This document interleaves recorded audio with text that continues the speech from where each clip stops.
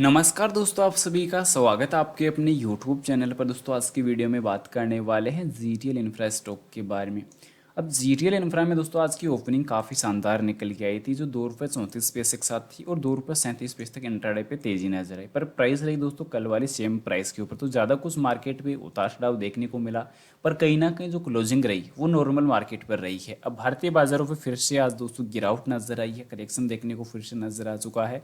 पर आखिरकार GTL infra के जो क्वार्टर टू की जो रिजल्ट्स पर क्या अपडेट निकल के आ रही, क्योंकि दोस्तों कंपनी ने अपडेट रिजल्ट्स के लिए कल भी दी थी, सॉरी परसों भी दी थी, और कहीं ना कहीं कंपनी के कर्ज को लेकर भी डिस्क्लोजर जारी हुआ था। पर उन चीज़ों को साइडवेज किया जाए और कंपनी का अभी चार्ट पैटर्न किस प्रकार का निकल के आ रहा है, बिना किसी देरी की वीडियो की शुरुआत करते हैं। फिलहाल प्राइस ₹2.29 पे क्लोज हुई है।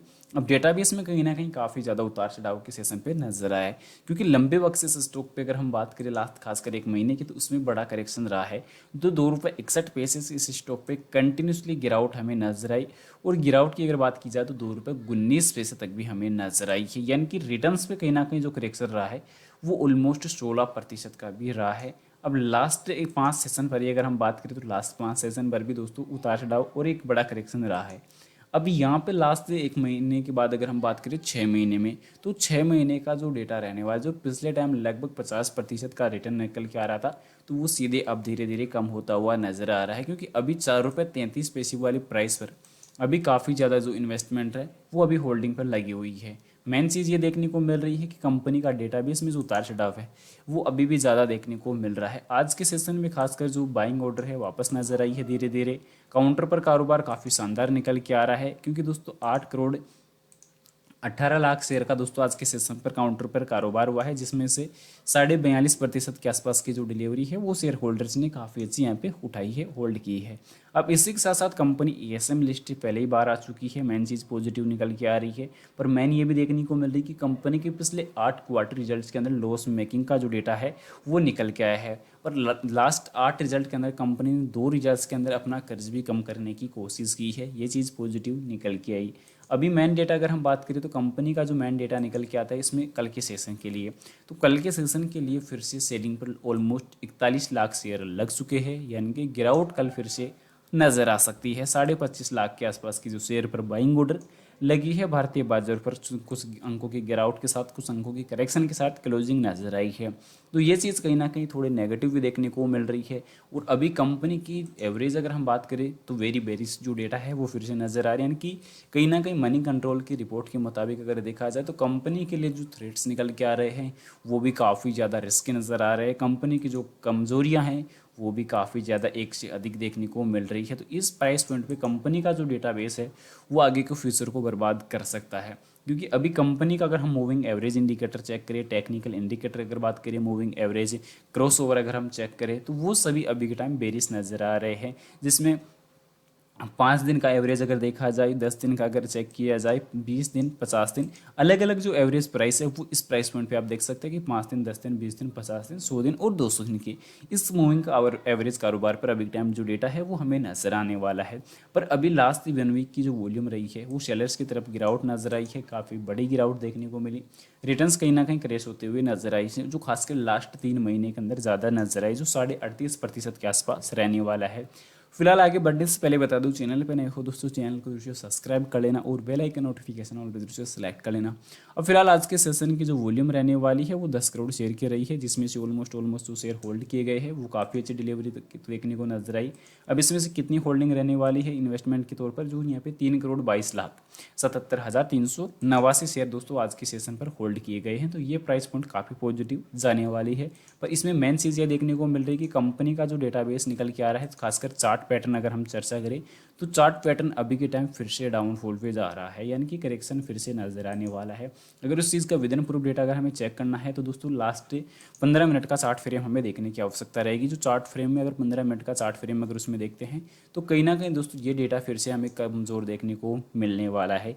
यहाँ पे देखने को मिल रहा है कि करेक्शन कहीं ना कहीं आज के सेशन पे ज़्यादा नजर आया, उतार चढ़ाव भी ज़्यादा देखने को नजर आया, कि ओपनिंग एक अच्छी अंकों के साथ नजर आई थी। आरएसआई इंडिकेटर 15 मिनट के चार्ट फ्रेम पे दोस्तों दोस्तों लिमिट से अधिक बायर्स की तरफ जा रहा था, यानी कि ओवरबॉट जोन पे कारोबार कर रहा था। फिर उसके बाद सेलर्स का दबाव अच्छा खासा क्रिएट हुआ और अच्छी खासी सेलिंग ऑर्डर मार्केट पे कंटिन्यूसली देखने को नजर आई।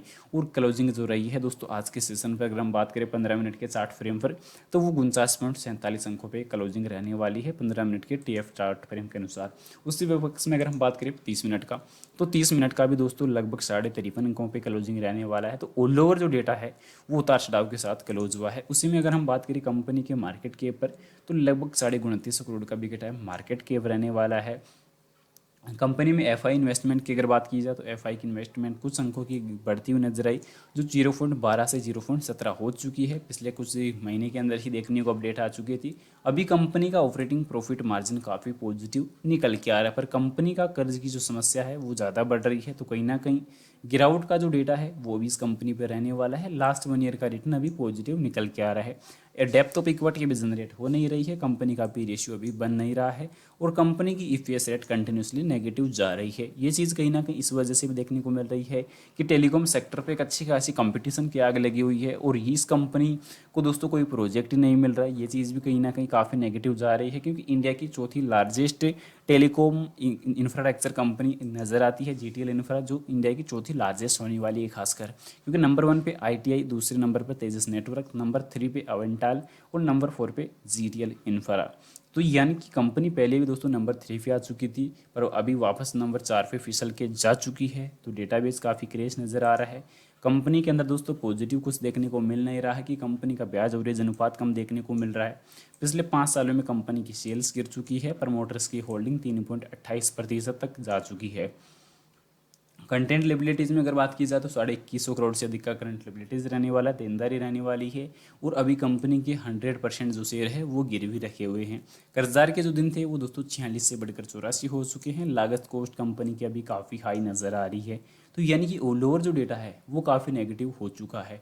उसमें मेन चीज़ यहाँ पे देखने को क्या मिल रही है दोस्तों, कि अभी कंपनी का जो कैश फ्लो है वो भी अभी जनरेट नहीं हो रहा, यानी कि मुख्य बिजनेस से कंपनी को दोस्तों रेवेन्यू जनरेट नहीं हो रहा। पर कंपनी की अभी के टाइम बैलेंस शीट अगर देखी, तो वो टोटल असिस्टेड दोस्तों अभी के टाइम 4206 करोड़ की रहने वाली है। पर लास्ट 1 महीने की एवरेज वॉल्यूम अगर हम चेक करें, तो कहीं ना कहीं वो काफ़ी शानदार निकल के आ रही है। तो डेटाबेस में तो ये चीज़ें पॉजिटिव निकल के आ जाएगी। जो 12,71,42,448 करोड़ की जो से वॉल्यूम थी वो हमें नजर आई है, 12,71,42,448 शेयर की जो वॉल्यूम है वो सेशन पे नजर आई है लास्ट 1 महीने के अंदर। तो लास्ट 1 महीने की जो वॉल्यूम है वो कहीं ना कहीं काफ़ी शानदार रहने वाली है, एवरेज वॉल्यूम रही है। तो एवरेज का जो डेटा है वो तो कहीं ना कहीं काफ़ी शानदार रहेगा, पर आगे का जो डेटा है वो कहीं ना कहीं फ्यूचर डेटाबेस की अगर बात की जाए, तो कंपनी के अंदर कुछ ज़्यादा रहने वाला है नहीं, क्योंकि कंपनी का जो बिजनेस मॉडल है वो एक पॉजिटिव देखने को मिला। पर उसके बावजूद कंपनी को इतनी ज़्यादा, कंपनी के जो मुख्य बिजनेस होने के बावजूद भी जो कंपनी का भी देखने को डेटा वो नेगेटिव ही निकल के आ रहा है। तो अभी ये चीज़ें कंपनी के बिजनेस के लिए काफ़ी खतरनाक हो सकती है, इन्वेस्टमेंट अभी बर्बादी के तौर पर जा सकता है। उम्मीद करूंगा जानकारी आप लोगों को पसंद आई होगी। पसंद आई तो वीडियो को लाइक कर देना, चैनल पर नए हो दोस्तों चैनल को जरूर सब्सक्राइब कर देना, और जानकारी को ज़्यादा से ज़्यादा शेयर जरूर से कर देना। और आपकी नज़र में कोई पेनी स्टॉक हो तो उसकी जानकारी कमेंट में पिन कर देना, एलसीएस करके आपको जल्दी बता दिया जाएगा।